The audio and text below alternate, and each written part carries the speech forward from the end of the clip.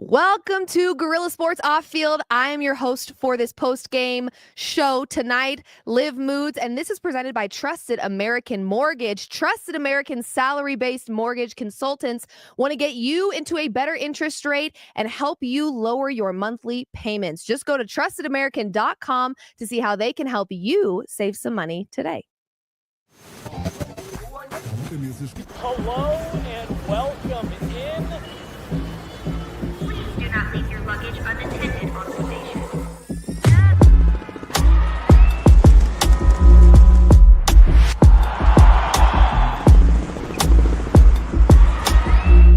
Welcome to the show. Welcome to the show. I am Liv Moods, and hey, a win is a win, right? I have to tell myself that. I was telling myself that on the way here. A win is a win, but guys, wasn't feeling super great about that one for a minute there. If you guys tuned into Off Field on Friday when we talked about this game, I said that I thought it was going to be close. And to be honest with you, those first three quarters really were kind of trending in that direction. And then, of course, in typical fashion, our defense with some very game-saving plays, some game-saving moments that changed the momentum for this Broncos team. And that's exactly what they needed tonight. It was feeling a little bit stressful. It was feeling a little bit nerve-wracking, probably more so than it should have been against this Colts team. But I talked on Friday with Nate and BK, and I told them the Colts to me are one of those teams that you just can't underestimate. Anthony Richardson at any given moment. Did any of you really know who Pierce was as a receiver until Anthony Richardson started dealing him the ball? I mean, come on. This is the type of quarterback that Anthony Richardson is. The ceiling is very high. And I know that with this Colts team, I knew going into this game that if the Broncos weren't fully prepared and weren't showing up with all the momentum that they could try to scrap together, because they did just come off of a bye week, and I understand so did the Colts, but this Broncos team was riding this wave of momentum, and that's kind of the downside of having this late season bye week is they had to then find every bit of momentum that they could given their time that they had off to really show up today and get a win against this Colts team. Now, a win is a win. They did get a win, and our defense had some exceptional plays and some momentum changers for this Broncos team, which we've seen in many games. We saw this also against the Raiders earlier this season. That Pat Surtain pick six ultimately swung the momentum in favor of the Denver Broncos. And before that play, it was feeling a little nerve-wracking. So we know this defense, led by Vance Joseph, has done some exceptional things this season. And we also know that this defense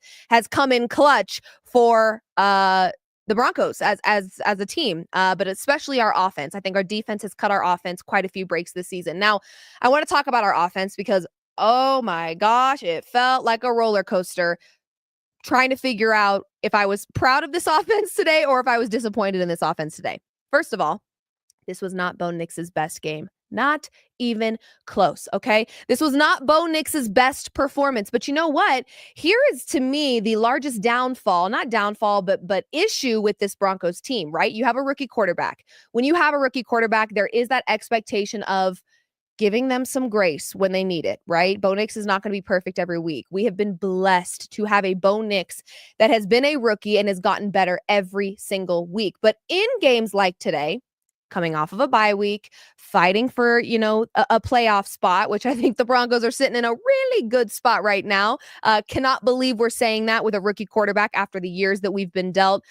Sean Payton has done exceptional things with this team, and this Broncos team, man, they showed up this season and they did not give up one single bit despite how their season started. So either way, Bo Nix is a rookie, right? And we know that with rookie quarterbacks, you have to have a little bit of grace. You have to have some patience. But where I think the Broncos are still missing the mark, and this is something that maybe Sean Payton will address in the offseason, but where the Broncos are still missing the mark is having our leading rusher 8 rushes for 23 yards. That is our leading rusher in this game, okay? So when you have a rookie quarterback that is struggling like he was earlier in the game today, he ended up having 3 passing touchdowns despite 3 interceptions. One of Bo Nix's strongest attributes has been protecting the ball this season. He's a hard quarterback to sack, and he protects the ball.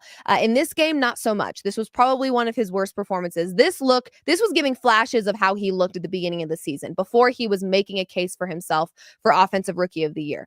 That's neither here nor there. Was not his best game. But where I think the Broncos still are missing the mark is having a reliable run game so that when your rookie quarterback is struggling and is not protecting the ball, you have something to fall back on. We don't have that, okay? We do not have that. Bo Nix was our leading rusher with only 23 rushing yards. It can't happen, right? We need to be able to have a run game that is reliable, that if Bo Nix is turning the ball over in a playoff game, we've got a run game that can still move the ball, right? And we don't have that. We have Javonte Williams, who in some games is our leading rusher and our number one guy, 6 rushes for 15 yards. 15 yards. So Bo Nix was struggling today, especially early on in the game. The connection, or lack thereof, I should say, between Sutton and Bo Nix in this game was concerning. Sutton, rookie mistakes being made out there. Not great. Wasn't a fan. Really quick, you guys, I'm just going to hop on Twitter really quick and let people know that we are live in studio, the Guerilla Sports Studio, for another episode of Off Field. Thank you guys for being here. This is presented by Trusted American Mortgage. See how they can help you save some money today. Just go to trustedamerican.com. They'll hopefully help you with your mortgage payments. Who doesn't want that? But we are live in studio. I'm going to let people know so that they can come hang out with us. But Bo Nix, not his best performance. Him and Sutton, not a ton of chemistry there. I wasn't feeling super great about Sutton's performance, although the late touchdown late in the game definitely helped, made me feel a little bit better. But I mean, 3 receptions, and he was targeted 9 times.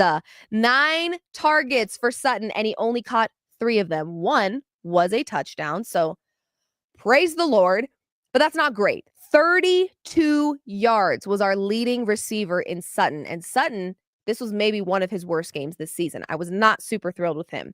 Got to give a little bit of love to our punt returner, Marvin Mims, man.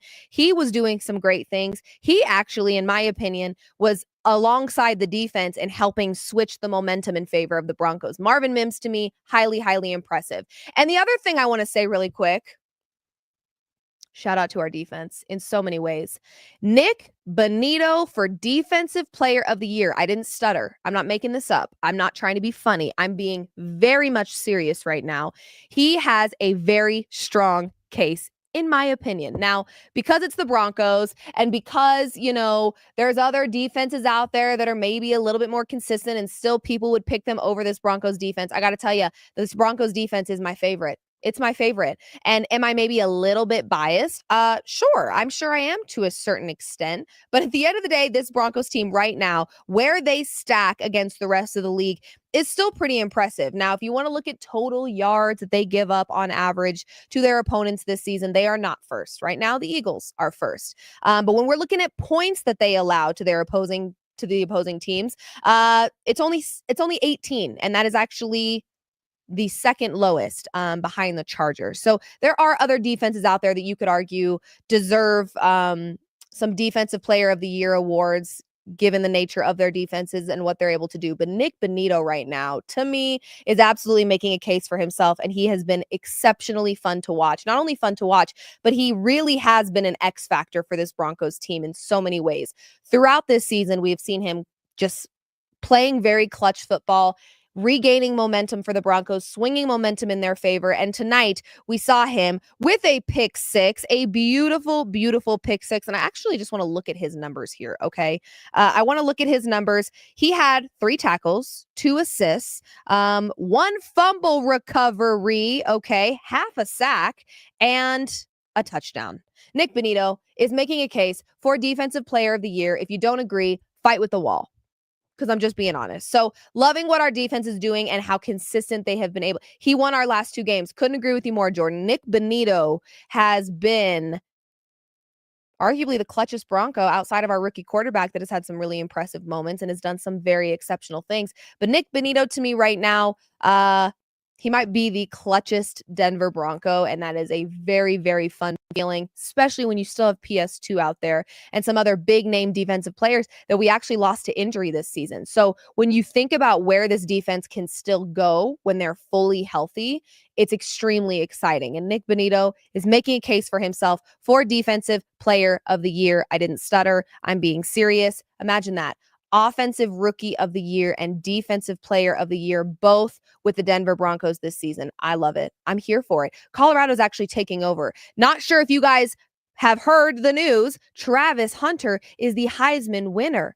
Nikola Jokic, MVP. McKinnon, MVP. What are we talking about here? Colorado is legit in all things sports. And if you don't think so, you're just a hater and you're not from here. But if you are from here, you've got to feel pretty good about the direction that Colorado sports, not college sports, Colorado sports is heading. We're in a really great direction. So let's talk a little bit about this Broncos team.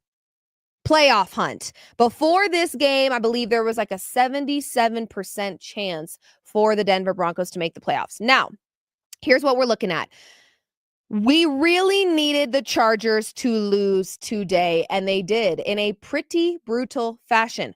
40-17 Tampa Bay Buccaneers. Now, how does that make me feel about this Thursday night football game that the Broncos have coming up very, very soon in a primetime spot against the Chargers? Makes me feel pretty good. Why? Because the Chargers are not only a division opponent and just ahead of us in the race for the playoffs, but also this Broncos team was able to handle the Tampa Bay Buccaneers just fine. That was actually maybe one of their best games that they had played early in the season, was against the Tampa Bay Buccaneers. So feeling pretty excited about the fact that we obviously know, despite having an 8-5 record, this Chargers team is very beatable. We have seen them before. One of those 8 wins that the Chargers have right now is against the Denver Broncos. And what we saw so much with them was defense. They knew how to stop this Broncos team. Now, you could argue the Broncos offense was far less superior at that time than they are now. So it does make you feel a little bit better about the Broncos being able to compete with this Chargers team.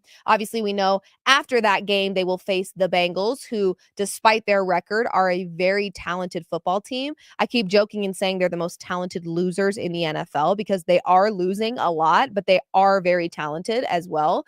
So that will be a very interesting matchup. And then we end the season at home against the Chiefs. Oh my gosh, if we don't win another game, which we will, if we don't win another game, just let it be the Chiefs, please. I would hope that this Broncos team has tasted blood in their mouth and they are still PO'd about the way in which that game ended against the Kansas City Chiefs, and they are out for blood. This is not going to be a game that they just lie down and take it against this Chiefs team. I get it. The Chiefs are great. We're over it. I'm so over it. I am ready for this Broncos team to reclaim that little rivalry between their AFC West opponents, especially if that team is the Chiefs and that quarterback is Patrick Mahomes. I would love to see it. So right now, in my opinion, the Broncos are sitting in a really great position. Now, we've talked on this show with Nate and BK about what we could potentially see from this Broncos team in their playoff push. Who will they meet up with? Who will they have to face? There is a chance that one of those teams is the Pittsburgh Steelers.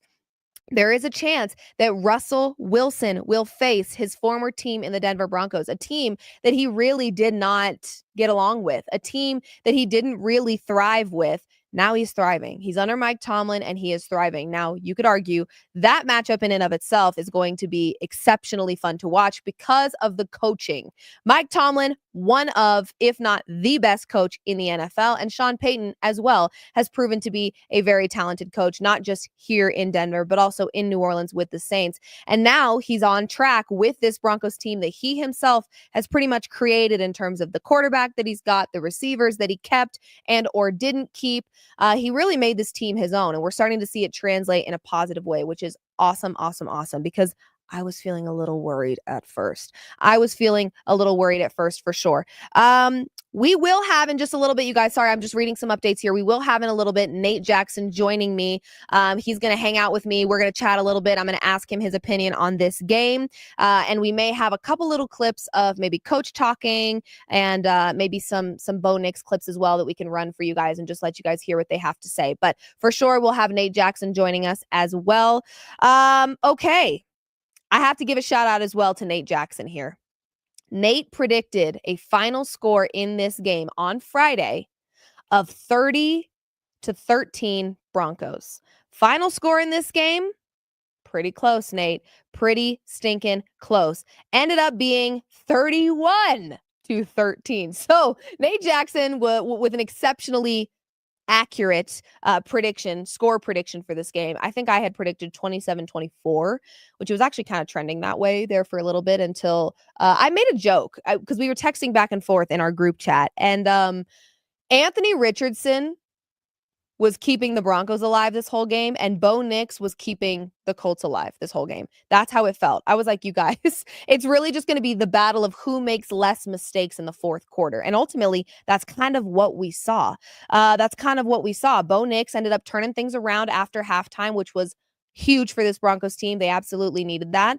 But in the beginning, in that first half, it was pretty much battle of QB mistakes is how it felt. So thank goodness for Bo Nix to kind of turn things around. But again, that is where I kind of fault this Broncos team still. I know they're winning. I know they're on the playoff hunt and they're looking really, really good. And there's a lot of exciting things happening with this team. Trust me, I get it. However, there is still that piece to me that is missing with this Broncos team, and that is, of course, the reliable run game. When you've got a rookie quarterback, in order to set that rookie quarterback up for success and give them a little bit of insurance and a little bit of wiggle room, you've got to have a reliable run game. The Broncos don't have that. They just don't. So it's pretty much, hey, if Bo Nix is having a crappy game, that's about it. I mean, our defense then has to have a pick six or two and turn the game around. We cannot constantly rely on our defense to save our rookie quarterback. That is also what a run game is for. We need that. We need more of that so that it is not always on our defense to fix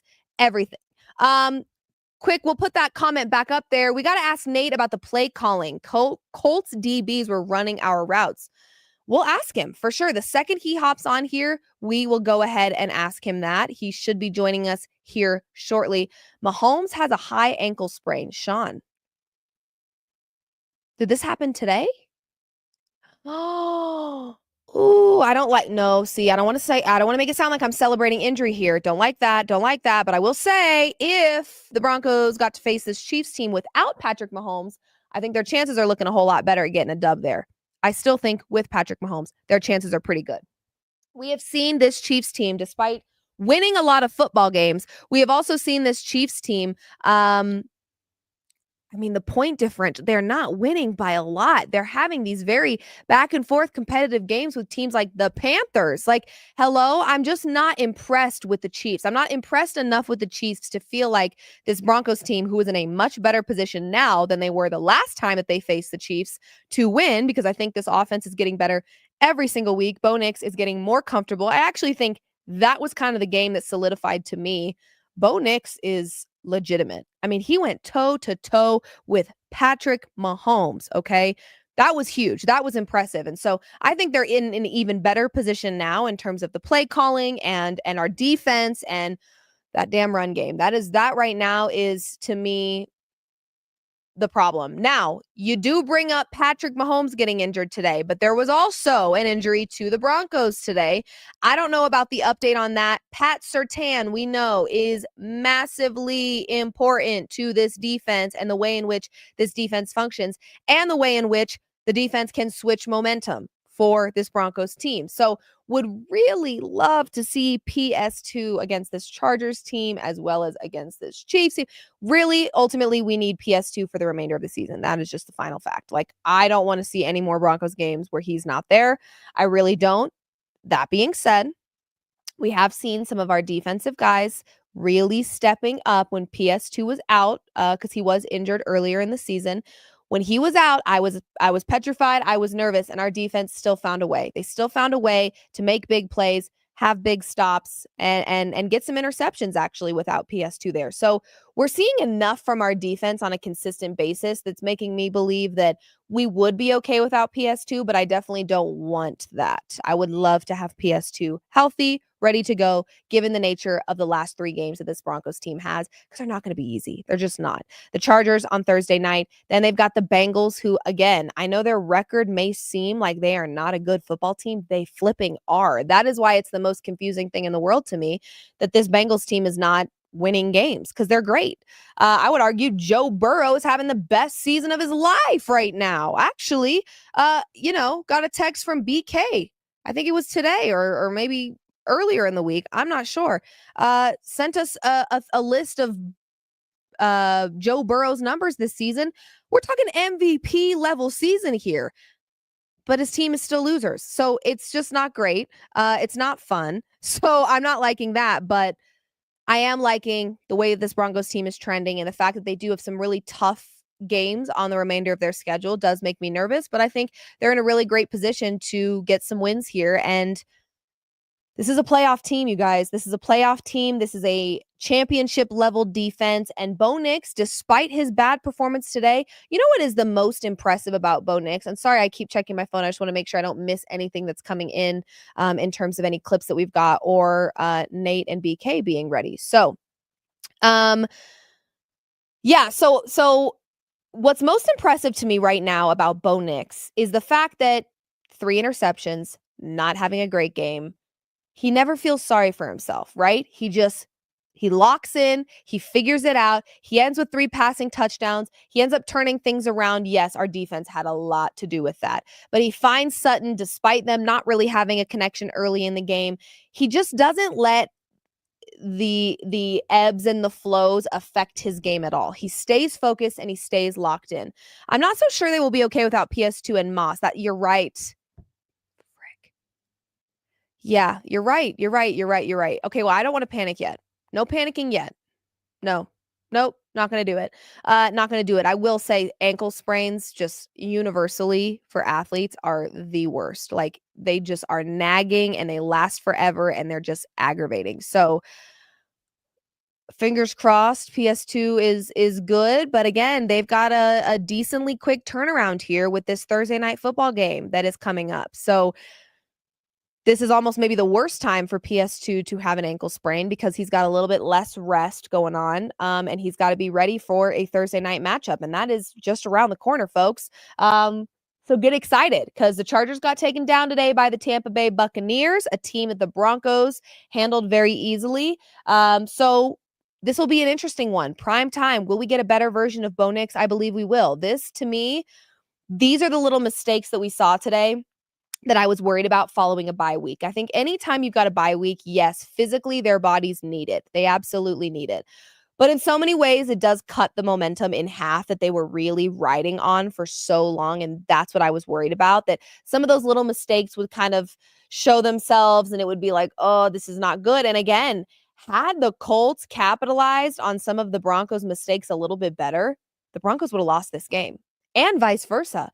It felt like there were turnovers left and right, mistakes being made left and right, and then the opposing team, whether it be the Broncos or the Colts, weren't able to do anything with those mistakes. They were getting cut these breaks and weren't able to do anything with those mistakes. So honestly, this game could have ended in a very, very different way. But thankfully, just as much as the Broncos weren't taking advantage of the Colts' mistakes, the Colts weren't either. Like I said, Anthony Richardson felt like he was keeping the Broncos alive, and Bo Nix felt like he was keeping the Colts alive. It just felt like it was the battle of 2 quarterbacks that were just not playing their best today.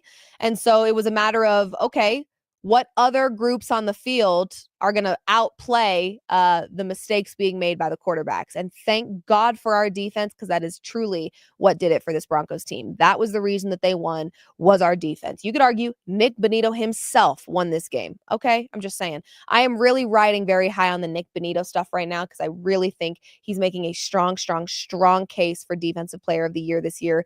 And I know that's a very competitive award, and I know that, a lot of people won't love that idea because he's a Denver Bronco, and who really cares about the Broncos? Everybody should. because this team is legit. This team has a really cool story, little comeback story here. Rookie quarterback. I mean, really, really great stuff. And their path to a potential Super Bowl, as we know, Nate Jackson has talked about the fact that he could see it. He could see it, and he's not, he's not anti on the Broncos potentially making it to the Super Bowl this year. Now, will they? That's a completely different conversation. Can they? They really can. They're actually in a really good position to do that this season. So crazier things have happened, you guys. Crazier things have happened. This is a well-coached team. I think we've seen a lot of growth from Sean Payton himself this season in terms of his play calling and maybe letting some of the ego subside and taking some accountability. And also just having a quarterback that can look him in his face and go, no, you're wrong. You're wrong, Sean, right? Russell Wilson just took it. He knew Sean didn't like him from the jump. He knew that Sean did not like him. So he just sat there with his tail between his legs and just took the I don't want to call it abuse, but kind of took the energy that Sean was giving out, and it wasn't always positive. And in turn, Russell Wilson just played like a scared little kid, truly. And Bo Nix, to me, has kind of really cemented himself within the Denver Broncos organization as I am QB1. I am a smart football player. I know what I need to do. And while Sean is my coach and I have the most respect for him, I also know what I'm doing. And I love that. I love that Bo Nix can go back and forth with Sean Payton on the sidelines. Honestly, it was that moment moving forward that Bo Nix was making a case for himself for Offensive Rookie of the Year. He needed to do that. He needed to look at Sean and say, shut your mouth. Sit down and shut up. I'm not kidding. Okay? That was your fault, not mine. I love that. I think Sean loves that. I actually think Sean respects Bo Nix for being able to speak his mind and be honest about what he wants and what he doesn't, right? I love that. So this is really great. And what we're seeing, despite Bo Nix having a rough start to this game, he ultimately finished very strong, and that's all you could ask for. And again, I think where the Broncos are still going wrong here is the fact that we don't have a reliable enough run game so that when Bo Nix is making mistakes and isn't playing a perfect game, because he's not going to do that all the time, he needs a reliable run game that can get him out of trouble, and he doesn't have that. Matter of fact, he was the leading rusher in this game. How sick and twisted is that? Hello? Our rookie quarterback, who's got 3 turnovers in this game, is also our leading rusher. Come on. That reliable run game is how you set up a rookie quarterback for success. That's what we've got to improve on. Other than that, I really, really love the direction that this Broncos team is headed. If there's one thing in the offseason they can improve on, it's that damn run game. Fix it, and fast. Our rookie quarterback should not be our leading rusher when you've got Javonte Williams and Jaleel and Audric Estime. Come on. Enough. Enough is enough. No more funny business, okay? Do you think Nix lost Rookie of the Year this game? You know what? It's really going to depend on, because all these awards are different, right? And if you're just looking at the player themselves, it shouldn't matter whether or not that team is a playoff team. It shouldn't matter whether or not that team goes the distance. It should, because these are regular season awards, okay? Like that's how they're viewed for the most part. So that being said, there are still a few games left on the schedule for the Broncos, and I think he's got a really great opportunity. If he takes down this Chargers team, and he's got great numbers, the Bengals, the Chiefs, I mean, he's got 3 more games where if he is playing his best football, I think he is cementing himself as Offensive Rookie of the Year. Now, let's take a peek ski really, really quick here. Let's take a peek ski at the Commanders' upcoming games. The Commanders only beat the Saints today by 1. What? Come on. What are we doing? Let's see here what they've got left on their schedule. Eagles, Falcons, Cowboys. Now, to be honest, nobody cares about the Cowboys. Falcons, don't really care a ton about the Falcons, to be honest with you. Eagles.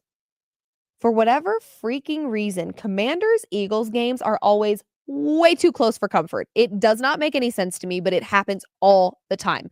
So if you've got a Jaden Daniels that's going toe-to-toe with Jalen Hurts and puts up a fight against the Philadelphia Eagles, yeah, he may in that one game cement himself. But I do think Bo Nix has some really solid opponents coming up that can really help cement him as Offensive Rookie of the Year. Okay, let me read some of this.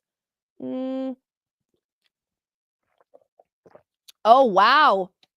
on a missed 2-point play as time expired. Saints blew that. See, that would have helped Bo Nix for sure. If Jaden Daniels today lost to the Saints, and what I didn't even see what Jaden Daniels number. Let me also just say Jaden Daniels is flipping phenomenal. So either way, the only reason I'm really pushing for Bo Nix is not just because I'm a Broncos fan, but it's also because I have an offensive rookie of the year ticket for him that I placed in August at plus 1,100. So if that cashed, I would be feeling really good about myself. So that is mostly the reason. Jaden Daniels today, yeah, he had a fantastic game. 25 of 31, 226 yards, 2 passing touchdowns, 0 interceptions. He was sacked 8 times, but he had 11 rushes for 66 yards. Shit. Well, yeah. I don't want to say Bo Nix has lost the award, but I will say Jaden Daniels is making it pretty clear that he is not going down without a fight. Bad game's going to happen for quarterbacks. Came up clutch when it really mattered in the fourth. Exactly. And if they are considering those things in this process of, figuring out who the offensive rookie of the year is, then he's in a great spot, right? Bo Nix is in a great spot because he showed up when it mattered. He showed up when it mattered, and that is really like the most important piece. But 3 turnovers when the race is tight and there's only 3 more games left. Yeah, it's not a great thing. Bo Nix's performance today wasn't the best thing. But that doesn't mean that all hope is lost. And it certainly doesn't mean that it's not his award to still claim. So I've got a ticket on it. I really, really, really hope. I think you make a great point. I think he did save his chances. Had he just had 3 interceptions and wasn't finding Sutton and the Broncos were not really, solidifying themselves as a strong team against the Colts, like it would be different. But he did end with 3 passing touchdowns and found a way in the fourth to really turn things around. So any football watcher hopefully takes those things into consideration because I really, really, really do think that Bo Nix, he deserves it. He does. I think when you think about all the different things that he was kind of thrown, the changes and just, again, it's fantastic to watch these rookies thrive. This has been the best rookie class in terms of quarterbacks, in my opinion. They just look awesome. They're fun to watch. I know Caleb Williams is struggling, but Jaden Daniels and Bo Nix are fun to watch. And we've got a lot of talented rookies in this league, which has been exceptional. Really quick, we do actually have a clip of head coach Sean Payton just kind of giving his overall assessment of this game. I'm sure he's not thrilled fully despite the win. I'm sure he's not thrilled with how this game transpired and some of the mistakes that they made, but I could be wrong. Let's see what kind of a mood Sean Payton's in and what he has to say about this 31-13 win against the Colts.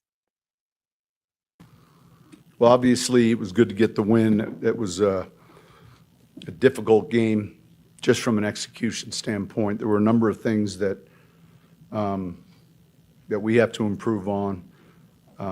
Starting with me, at halftime, I had said to him, every key indicator, key to victory we outlined at the start of the week, man, we're doing the opposite relative to what we thought was going to be important. So we flipped the script a little bit in the second half. I thought the punt returns, obviously the takeaways were big. We found a way to win, but we don't have a lot of time, but we can't go home tomorrow night when the day's finished and not have looked at that film and made the corrections. And that starts with all of us too as coaches. But we struggled to find any rhythm offensively. Certainly we turned it over, but we made enough plays in the second half. I thought the punt return game helped us. That was significant. And that's where we're at.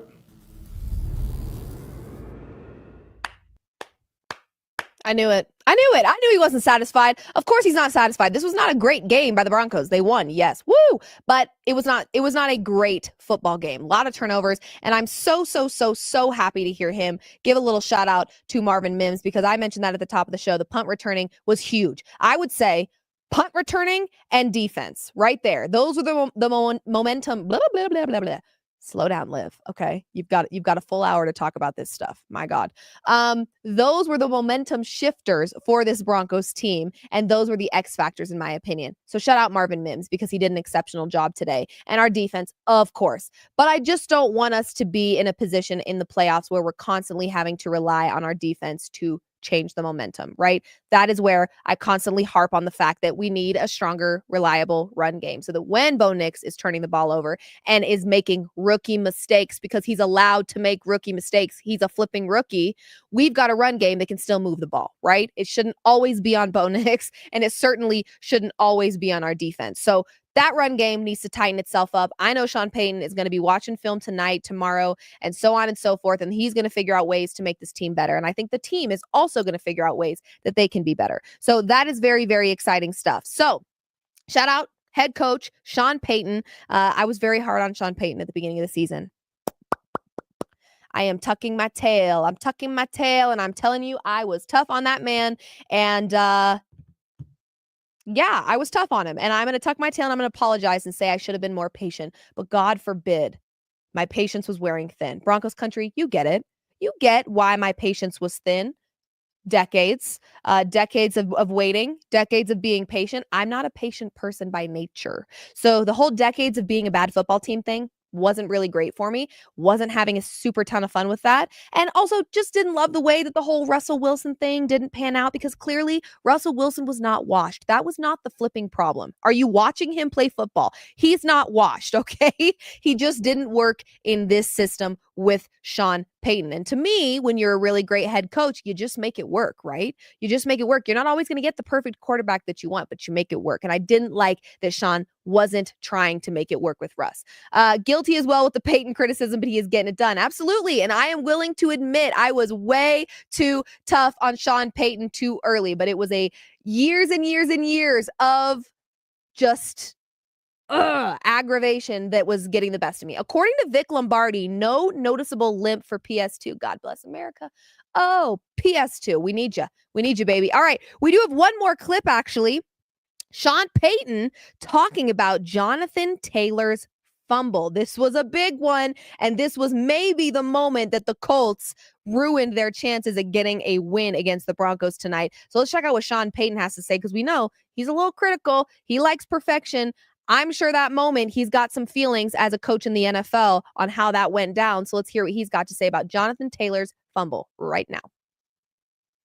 Yeah, Sean, what was your reaction when Jonathan Taylor dropped the ball there at the goal line? Do you think that was a turning point, the punt return? Well, look, that was significant.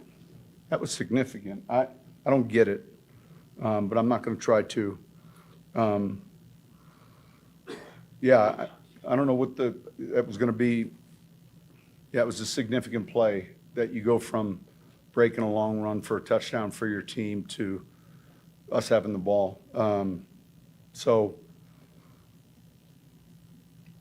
yeah, there was a number of plays, but that was one of them.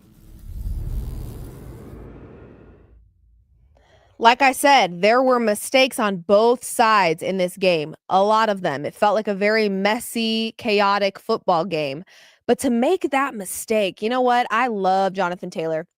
And I actually have nothing against the Colts. I, as you guys know, do a podcast with Deebo Samuel once a week. And we actually had Josh Downs on our show not too long ago and got to talk to him about Anthony Richardson and how great he is and how him being benched earlier in the season actually made him a better quarterback. And it was kind of a wake-up call for him and for the team, and talked a little bit about the culture. And Jonathan Taylor, to me, I have nothing but respect for, and he's a very fun player to watch. He's exceptionally talented. Those kind of things, just, I don't care who you're rooting for. I don't care what team you're on. That is like gutting to me. Like, how do you make a costly error like that? Being in this league for so long, being such a well-respected veteran in this league, how on God's green earth do you allow that to happen? I mean, again, that is just one of those. Let me just put it this way. I am very, very thankful that he was not a Broncos player in that moment, because I think Sean Payton would have ripped his head clean off his shoulders, and I would have been petrified for his life, actually. And we actually see this happen This is not like the first time we've seen this happen. Players are kind of letting this happen a little too frequently where it's like, what are you guys doing? You know what? I think there's this culture of the little sellies that we're really excited to do when we make a big play. There are even times where I watch these players take it to the house, right? They're running, they're feeling themselves, and they're at the 15-yard line, and they're looking back, taunting, and I'm like, dude, you guys remember DK Metcalf? You remember him coming out of nowhere and taking that guy down? You don't do that. You get in that end zone and then you find your moment and then you celebrate and then you get excited. I just would never. That would be like maybe I would be petrified to be a player like Jonathan Taylor and to drop the ball just before I enter the end zone. Because really, that could have been a game-changing moment. Sean Payton said it. That could have been a game-changing moment for this Colts team. And I would imagine that he's feeling some type of way right now because he is a veteran in this league and he is well respected and he is extremely talented. And that's a rookie mistake. That's something that you do once and you never do again. So I imagine this will be the last time we ever see him drop a ball just before he gets in the end zone, before crossing the goal line. You really shouldn't be doing any type of flipping around, any type of taunting, any type of woo-hoos. Cross the line and then have your moment. But until then, maybe don't do all that because that's crazy. And that truly could have been a really big momentum shifter for this Colts team. Of course, you talk about the shoulda, coulda, wouldas. We don't know if that would have changed anything for this Colts team. We don't know that. But, I mean, he needed this much more. You see how small that is? This much more. That's what he needed. And he did that little let the ball go situation, kind of mini, like subtle celebration moment. Not good. So I would imagine that he is feeling pretty sick. I would imagine that did he end up scoring otherwise? I don't think he did. No, he did not. So if you took Jonathan Taylor as an anytime touchdown scorer, and you have a fist-sized hole in your wall, I'm gonna mind my business on that one. I don't blame you. I think I would have been pretty upset as well. So I get it. I'm sure there's some fantasy owners out there not feeling super great at the moment if they've got Jonathan Taylor on their side, but wow. I mean, that really was a momentum shifter. So much so that since his fumble at the goal line, as you're watching the game, 24 unanswered points. Defense forced 3 turnovers, one of which was a pick 6.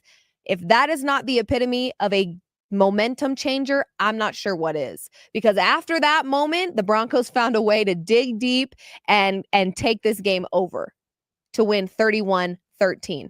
After Jonathan Taylor's fumble at the goal line, 24 unanswered points, defense forced 3 turnovers, one of which was a pick 6, and ultimately won despite our rookie quarterback having 3 interceptions. Yeah.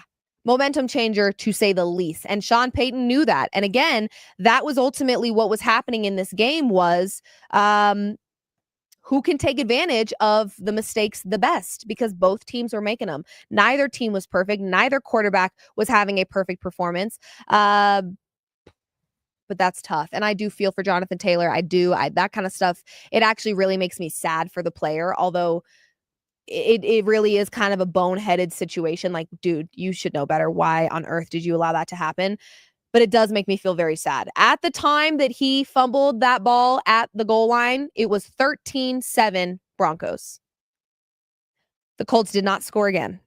And the Broncos scored many a times. 24 points to be exact. So that absolutely changed the momentum. And that was in the third quarter with about 12 and a half minutes left. Okay. So there was plenty of time for the Colts to kind of get it back together and figure it out.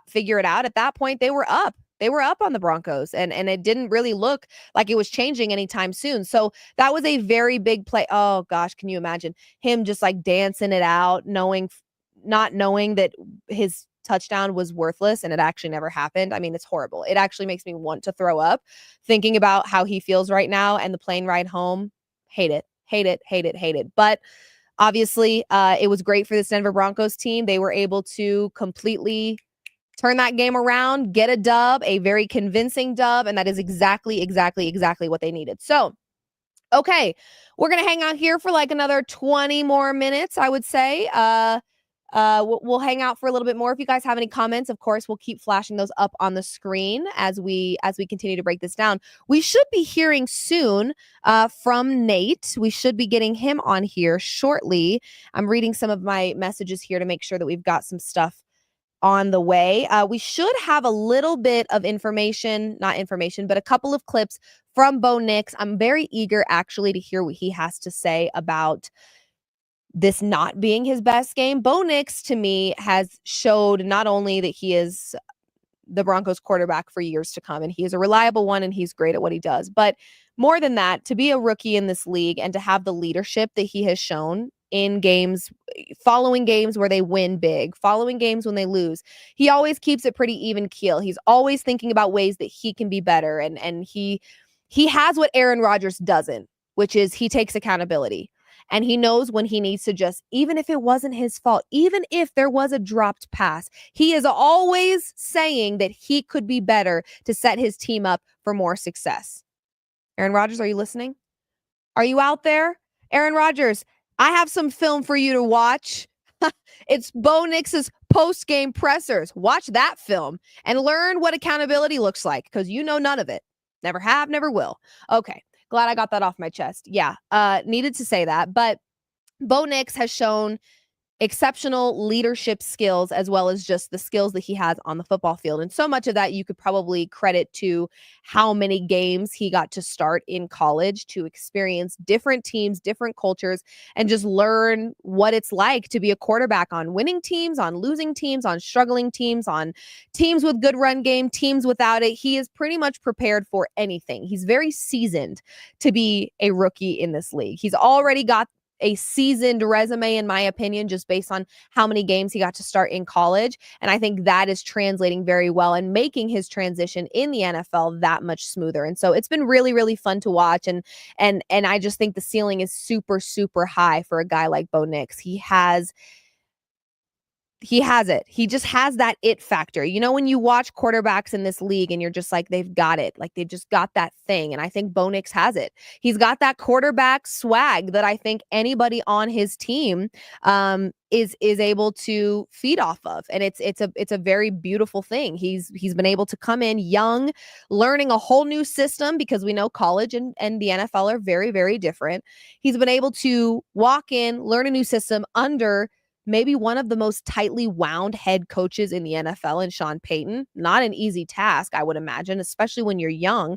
And he's done a fantastic job. So it's been really, really, really fun to watch. I'm trying to look at some of these comments. We will have Nate Jackson joining us in just a moment. He's getting his little setup handled right now, and we'll get him on here. We'll ask about the play calling. I know there was a comment earlier that wanted to get his thoughts on play calling, so we will definitely ask him about that. And we'll also get his thoughts about, hey, the Broncos playoff team, how are we feeling? What does the path look like? How realistic is it that this Broncos team can maybe go the distance? Who knows? We know Nate has been there, done this. You know what I mean? It's always fun to talk to somebody about football that has actually played it, because they can shed light on a perspective that I certainly can't. I watch a lot of football. I study football. I'm constantly taking notes and figuring out ways that I can understand the game better, but I will never truly understand the game the same way Nate Jackson will, having played it. You know what I mean? He has played the game. He has done this before. So it's always great to get his perspective on how he thinks things are going and what he saw in this game that maybe this Broncos team still needs to work on. I would imagine he's going to talk about the run game. I would imagine he's going to talk about Bo Nix and the turnovers that he had. So I can already kind of guess what we're going to get from Nate, but I'm excited to hear his perspective. Have to talk about that little jump up, twisty throw that Bo Nix is doing. That isn't working for him. Plant those feet, baby. Get sturdy. Plant those feet. When he does that little extra movement, that up twist throw, and he's kind of like cockeyed, his legs are over here and his body's over here, it doesn't work for you, Bo. And that's just an observation. What do I know? Let me try that and let's see where the ball goes. I mean, I'm sure it would not end well. I'd probably end up in the hospital with some like back tweak or something. It wouldn't be good. I know that. I don't play this game, so certainly please don't watch this show and go, got it, Liv Moods, clocked it. I'll take that one and I'll make some improvements. I'm just saying, when he does that extra stuff, we turn the ball over right into Franklin's arms. 1, 2, 3, 4. Wrong team. Oh God. Yeah, I noticed that. And so when he's doing a little bit of that tiptoey and that extra, and he's all up here, bring it down. Plant those feet. Get sturdy with it, Bo, because when you do that, I mean, you're fantastic. That's just an observation.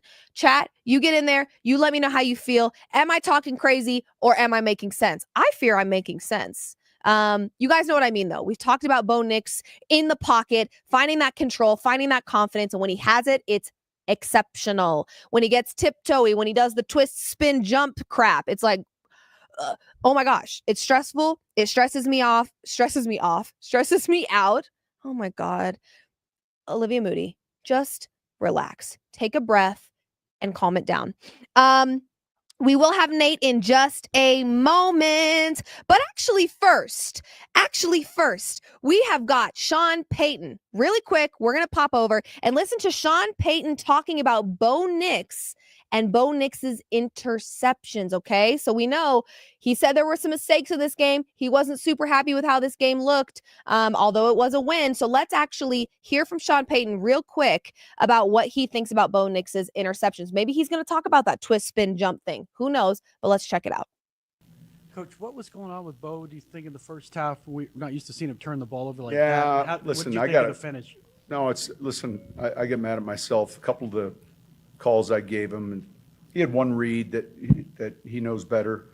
But look, it was just one of those nights where we weren't as efficient, especially against a zone defense like that. You're not going to hit as many big plays, but I think early on he was like 6 for 8, but then there were just a few forced throws and then a few calls that were done by me that I've got to be better.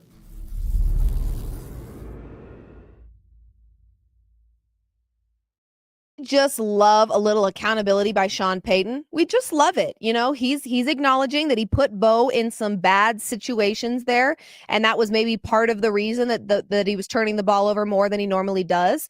But he also said in there, yeah, Bo knew better. There was one in there that Bo knew better, and so I can understand that. It is there's such a give and take, but I do think, like I said, top of the show, you guys have been sitting here with me now for 51 minutes. We've got over 2,000 of you hanging with me. I love you guys. Thank you, thank you, thank you. But the real star of the show is joining me now, and I am going to hound him about some Broncos questions here. My friend, Nathan Jackson. Nathan, how you feeling? Feeling great. What a win, right? Yeah, you know what? Can you hear me? I can hear you. There's just a little bit of a delay, but I have to tell you, top of the show, I gave you a shout out, Nate. You predicted that score, 30-13. It was 31-13. You got some weird voodoo Pretty stuff good, going right? on over there. What's that about? Whoa. I don't know. It didn't look like that at first, though, did it? The Broncos kind of did. came out slow.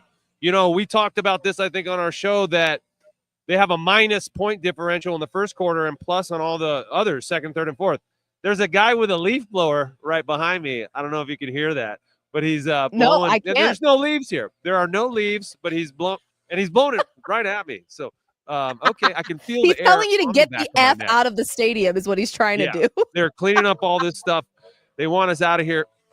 He is literally blowing it against my ankles right now. This is wild. See him? There he is. Oh my gosh. He's like, shut down the show. Get out. It's time to go home. Wow. Okay. Yeah. Well, yes, Nate. So we the were Broncos. texting. No, go ahead. Yeah. Go ahead. Yeah. So the Broncos are negative in the first quarter, and a lot of times that's because Sean Payton defers when he wins the kickoff, and so they end up kicking off, or when they win the coin toss, so they end up kicking off. So they sometimes, the opponents get 2 possessions in the first quarter, the Broncos only get 1. That can sometimes account for the negative. But they also kind of start slow. The defense got gashed right on that opening drive, right? And I was standing there watching it like, What's going on, guys? Bo Nix didn't look great, threw 3 interceptions, took accountability for all those. But Anthony Richardson threw 2, and they had 3 fumbles. And the Broncos defense just kind of came up big, right? And this is a team that plays as a team. And it doesn't always look pretty. It's not always statistically great. Bo Nix had one of his worst games as a Bronco, and yet a 18-point victory. So things are looking up for the Broncos, where even if they don't play great and they're playing against a desperate team who needs to win, they still find a way to kick some butt. And this crowd was, another cool thing about today. In years past, there was like 2,000, 3,000, 4,000, 5,000 no-shows. It was never up into the 76,000 range. And that's, to me, when I know that these people are committed. It was in the 76,000. It was only like 600 no-shows, which is pretty dang good. And I haven't heard that here for a while. It was loud. It got a little cold, but people were jacked. And Nick Bonito's crazy play at the end there, right? And I know. Nick Bonito, Defensive Player of the Year. Is he making a case for himself for Defensive Player of the Year? Because he is legit, Nate. He's making a case. He has a nose for the – people are looking at him. He's like running like a safety. He looks like a safety, right? But he's also able to rush the passer, double-digit sacks, and 2 of those pick sixes. Incredible play. He did the Marshawn Lynch thing at the end where he dove back and grabbed his junk and got flagged for it. Can't do that. Can't do that. You know what? They don't even show it on the replay. They don't even show it on the replay. I'll take a flag all day for a celebratory junk grab. Sorry. You know what? When you're Nick Bonito and you're doing what you're doing this season, fine. You can have it. I don't care about the flag. We're good. But Nick Bonito really was a huge X factor to me in this game. Our defense completely, but Nick Bonito specifically. And let's talk a little bit about the punt returning, because I felt like that was exceptionally important in the momentum for this Broncos team. Marvin Mims, how are you feeling about him and the progression that he's shown so far this season for the Broncos? Incredible. I mean, he's a Pro Bowl special teams player from last year, and he continued that today. And, Sean Payton continues to try to find ways to get him the ball on offense. Didn't really work today, but nobody really got the ball on offense. Cortland had like 2 or 3 catches. He had that touchdown, but really nobody went off on offense. It was a very sluggish offensive performance by the Broncos, and you needed those big special teams plays. And, so props to not just Marvin Mims for those return, but the return unit for blocking, because a lot of times, you just think, wow, what a good return. And look, he is very talented to make those returns, but guys are blocking. That means 11 dudes are doing their jobs, and Marvin Mims with that 60-yard return. What a huge play. So, it goes back to the whole complete game thing, a complete team that makes plays on all phases. And when somebody's not playing well, like Bo Nix, and the offense is struggling, you got special teams players making plays, you got defensive players making plays, and then they go in the locker room afterwards and they're like, we got you, dude. We got you. We believe in you. It's all good. You don't have to play perfect, because we're going to pick you up if you make mistakes. Yep. I love it. So we had a question/comment earlier in the show that was specific for you. They wanted me to ask you this when you joined me. They said, Nate, they said they wanted to know from you, Nate, what did you think about the Broncos play calling? Because it appeared to this person that was in the chat earlier that they felt like the Colts DBs were running our routes. So what was your take on the Broncos play calling in this one? Yeah, it was a little curious. I mean, like, aside from what you just mentioned, the Broncos didn't run the ball at all. I mean, they didn't run the ball effectively. I mean, Jaleel took the, was the starting back, and he's tiny. He's like 180 pounds. He's not able to really break tackles between the tackles. And then Javonte just kind of looks sluggish out there. And Audric Estime, who we've wanted to see play since he had that breakout game, 5 or 6 games ago, he's been riding the bench ever since. So that's kind of curious. In a game like this, when it's cold, it's sloppy, your quarterback's not playing well, why aren't you running the football more?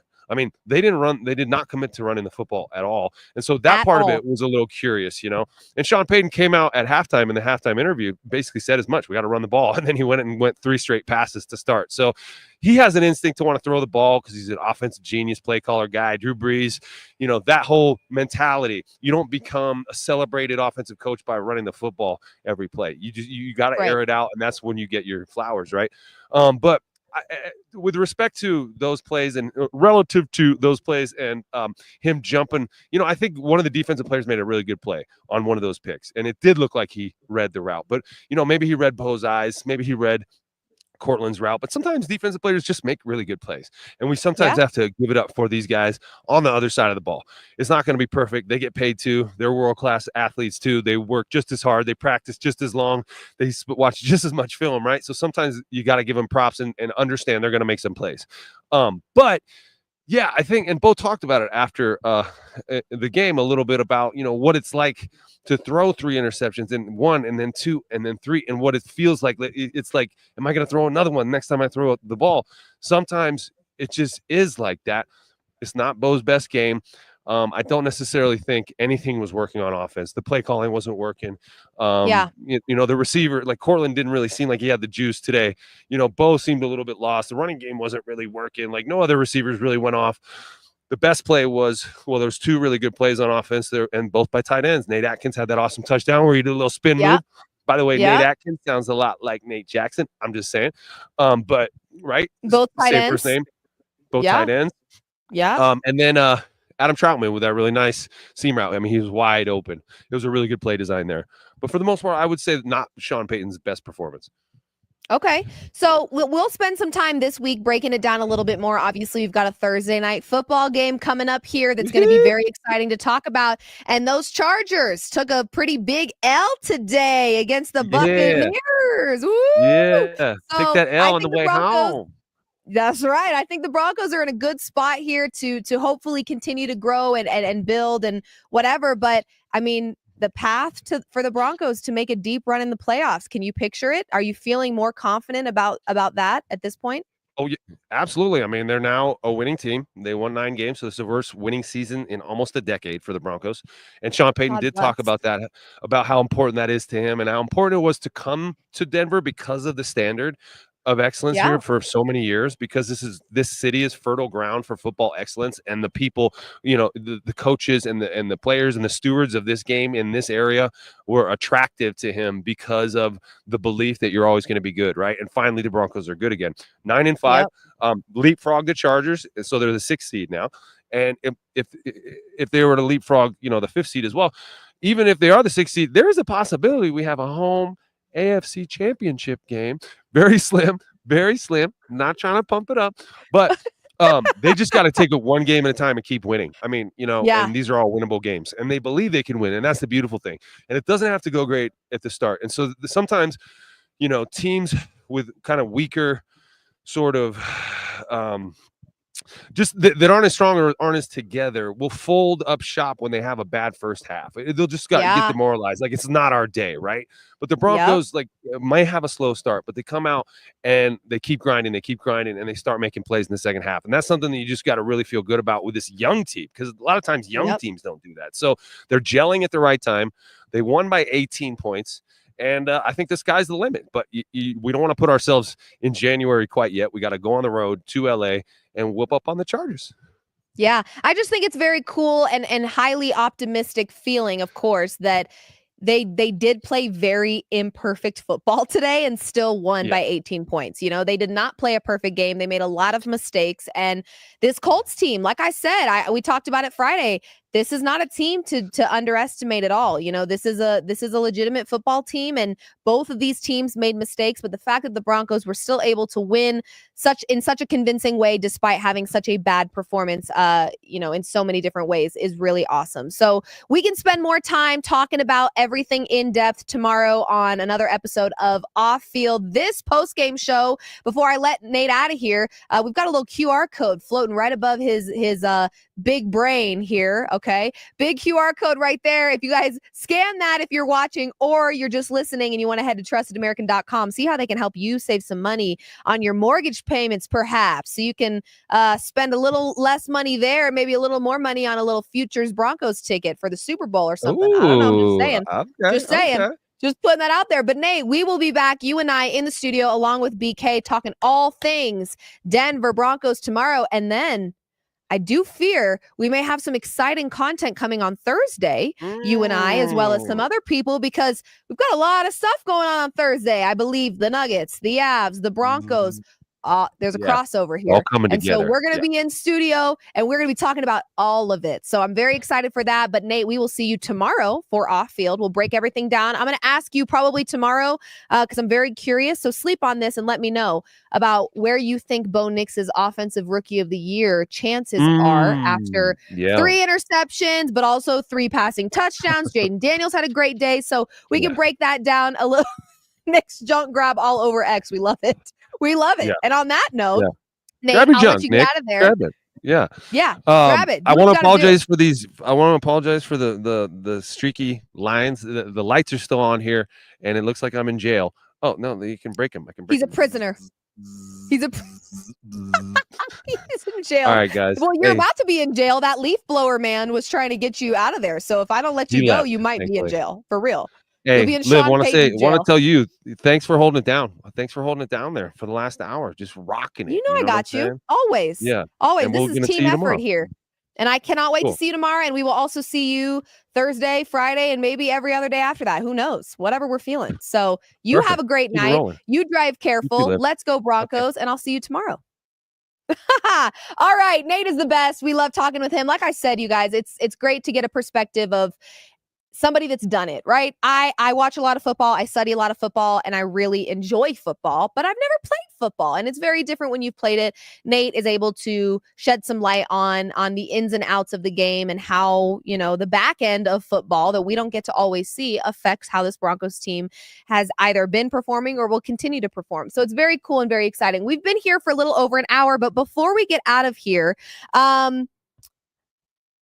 we've got one more clip I want to run, and it's Bo Nix, and it's going to be him talking about how to analyze a game like this, because as we know, it was a bad game for Bo, and it was also a great game for Bo, and that happens. Hello, Jameis Winston, Monday Night Football against the Broncos. It happens. You could have one of your best games and one of your worst games all throughout 4 quarters. So let's take a listen really quickly to Bo Nix real quick before we get out of here, see how he's feeling, and then obviously, as you guys know, Monday, Wednesday, Friday at 11 a.m. Mountain Time. We are always live with Off Field, talking all things Denver Broncos and the NFL, and we will do that this week, as well as keep you covered on Thursday night as they take on the Chargers. But for now, let's hear from Bo Nix before we get out of here and enjoy our Sunday night.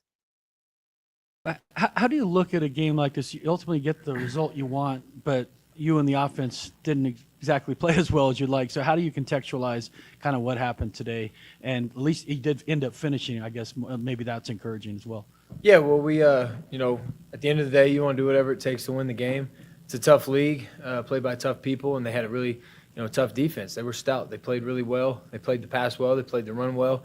Had a hard time getting the run game going, and then, turned the ball over 3 times in the air. So that's never going to be, the recipe for success. But when you flip the other side of the field, our defense, gets 5 turnovers, and, 1 goes for another touchdown, and that just changes the game. I mean, when we keep getting the ball back in good field position, eventually, we got to score, and that's what we were able to do today.